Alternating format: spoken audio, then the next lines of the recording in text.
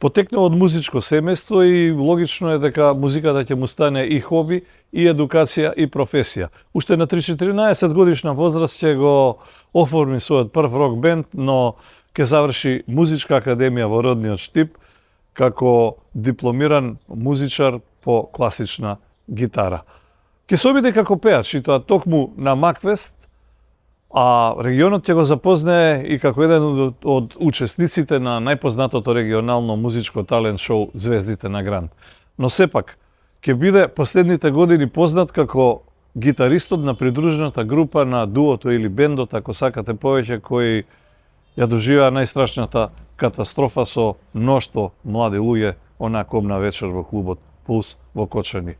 Бог така сакал, така вели и самиот, тој да биде еден од двајцата преживеани од бендот на Панчо и Андреј или од дуото ДНК.